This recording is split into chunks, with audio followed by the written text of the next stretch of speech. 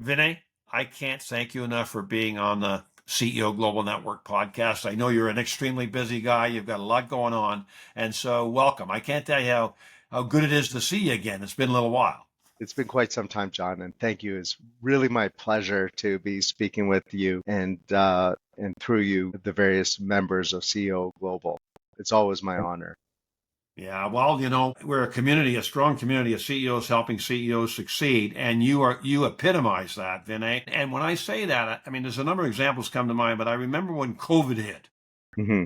We had a number of webinars. You were on a number of webinars helping our members with, cash flow, government funding, so many things. Yeah. And that's just one example of how you've really helped a number of our members get to where they want to go and be successful. So we really appreciate that. Let me just let everybody know that you were previously the CEO of Bateman McKay LLP and, ran that in that position for a number of years, 3-4 years. And you've just shifted into CGO, which is Chief Growth Officer. So you're the Chief Growth Officer of the company today. And this is an accounting firm that is with you through every phase of your business. I just want to let everybody know that it's a full service accounting firm offering corporate tax planning and compliance, accounting and insurance, business advisory services with clients from small businesses to growing and mature enterprises, and that you serve companies across Canada. The one other thing I just And want to around the mention, world, and around the international. world, Absolutely. you're global, eh? We You're are global. global. We have an Yeah. international affiliation. Let me just say this about that though, Vinny. I remember when you had less than 10 employees, right? Like we've known each other a long time. I went Yes, we on your have. website and was shocked to see the photograph of all your team, all your employees. I mean, you got over 70 employees now. Yeah. Truly blessed to have accomplished that kind of growth and Amazing. kind of hit the needs of our clients to the Yeah, extent we no, have. 100%. And let me just let everybody know too, Vinny, that you're a graduate of the University of Waterloo, master's in accounting, CA, of course. So just you go deep on things that CEOs need to know in your field, right? So let's get started with the Absolutely. first question. I've got a few questions for you, Vinay. Let's get started. What is one leadership lesson that you've learned over the years from working closely with entrepreneurs? Is there one leadership lesson that bounces off the page for you? John, I've had the real privilege of working with thousands of CEOs of all kinds of different companies, and sometimes you learn from their mistakes. And I would suggest one of the biggest mistakes I've seen is their failure to delegate. And from that, I think the lesson takeaway is they should always try and be mindful of the following question. They should ask themselves this question on a regular and continuous basis. Whose job am I currently doing? Okay. And I think it becomes more challenging in these times. Some of them may have let go maybe more than they should have, and they're rolling up their sleeves. I know a developer who's in the trenches building a house. It's counterintuitive sometimes, but this is very important. No, that's a great lesson. That is a great lesson. Thank you. And yes, very relevant for these times. How do you approach building trust with clients navigating high stakes tax or estate decisions? How do you approach building that trust? The critical thing is listening. You have, the old moniker, you have two ears, one mouth, use them accordingly. And through that process, it involves asking broad-based questions and understanding the client very well, their business and their personal goals and objectives. From there, once the client understands that you get me, then they're willing to open up more and more about where they want to go with you. I think that's critical about developing what I call bespoke solutions for the client and really focusing in on the non-technical, the non-tax considerations of any particular decision. Many of my colleagues just focus on the technical and the ivory tower, and they get very excited about what they do, and they start even quoting sections of the Income Tax Act. I mean, that's not relevant to my clients, to most entrepreneurial clients. They want to know that you understand how will this affect my business? how will this affect me personally?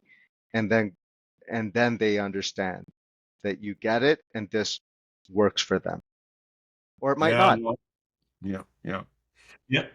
Absolutely. Vinny, what's a common mistake, a tax mistake, common tax mistake that growing companies make that you wish more founders knew to avoid? Is there one that comes to mind? I think one of the a significant mistake that businesses do on the tax and accounting side, Mm, especially from startup to growth phase, they take too long to understand where in the business life cycle their business may be. And given that phase of the life cycle, who should our advisory team be? Not just tax, but legal, banking, all the relationships. Sometimes uh, as your business grows and to get you to where you want to go, you have to change your advisory team.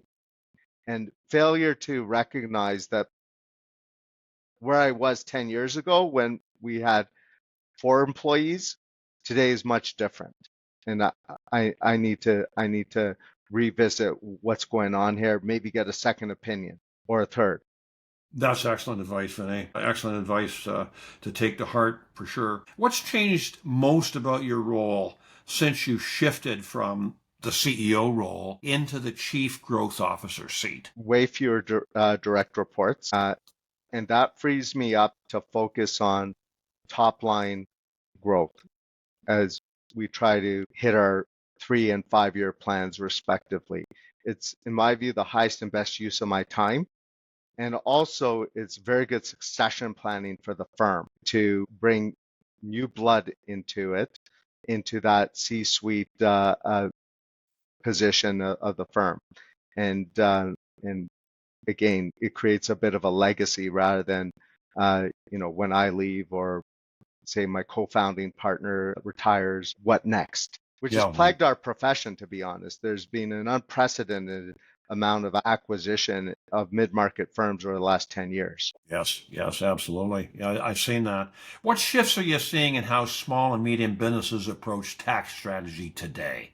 Are you seeing some shifts in how they deal with it? Well, since post-COVID, we've seen unprecedented deficits. And as we'll see in the upcoming budget, those numbers are just getting a bit scarier.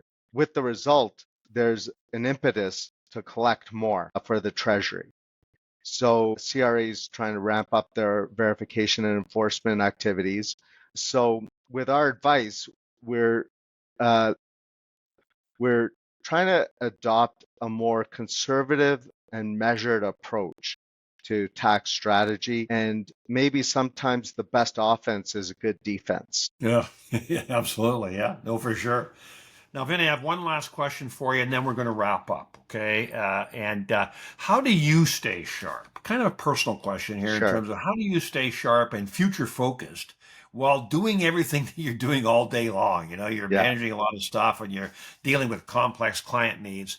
How do you stay sharp and future focused? You got to take care of yourself, your mind and your body. There's a lot of mental health issues out there, and everyone assumes the person in the corner office is immune to them. Nothing could be further from the truth. So I like to meditate. From time to time, I'll speak with a professional, and friends and colleagues, especially friends, and keep good relationships. Again, got to keep that mind sharp. And on the body side, I mean, high intensity interval training and exercise and just uh,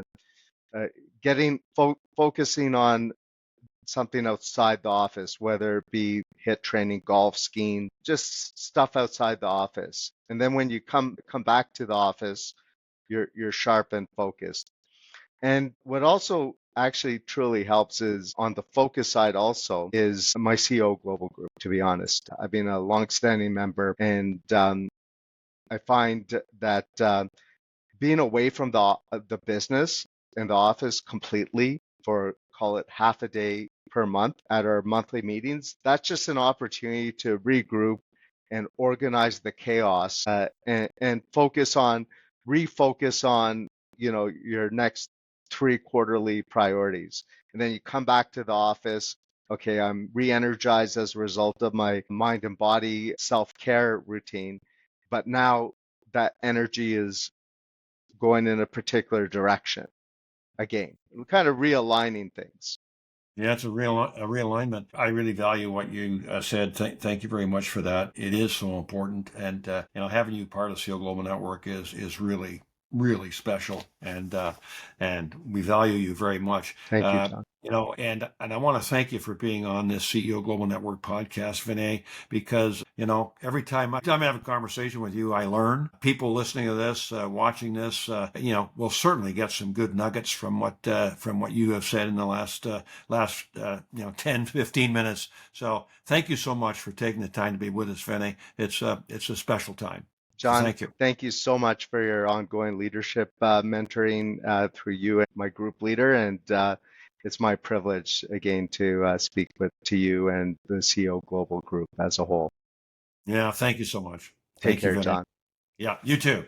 Yeah, thank you.